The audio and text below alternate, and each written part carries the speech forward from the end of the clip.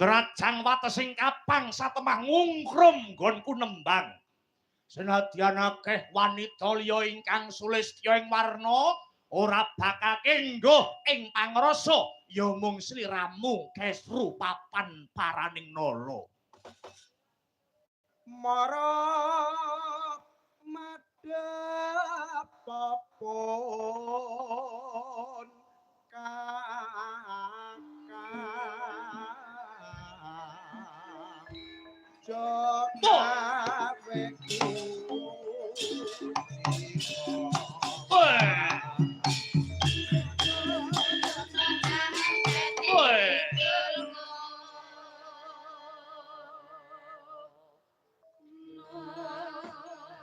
memani ing ati Kesru timbang-timbanging 1000 gunung kurang sithik yen ora sliramu aku emoh nganti tak rewangi sliramu tak colong saka negaramu Plaza Jenar awit aku gandrung kepaung edan kepayang marang sliramu Kesru bisa nyolong kowe tanpa bojomu ngerti kuwi perjuangan sing angel Kesru.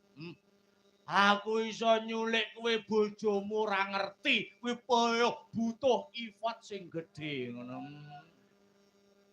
Kapan Kakang Mas? Iya, mergo kowe wis kadung kumpul karo bojomu, biyo kowe iki yen dihubungi angel. Kowe iki nek pengin ketemu aku nalikane kowe isih kumpul karo bojomu, ngono kuwi alasana karo bojomu yen kowe duwe acara ning jaba. Engko kowe metu tekan omah, kendaraanmu parkiran rumah sakit engko tak papak ngono. Yo. sarta kang nandang tresna bonde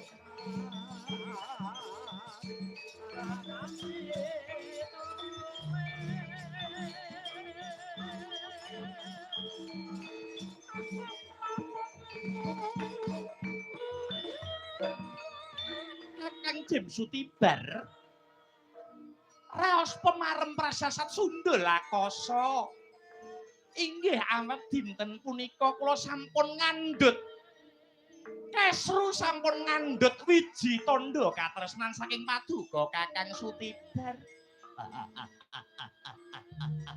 Nadyan to aku bangsaning Gandharwa nanging aku bisa weweh rasa pemarem marang kowe. Kesru sing ora ana takokno ning sing ana tambana kowe njaluk apa wae mesti kelakon merga kowe saiki dadi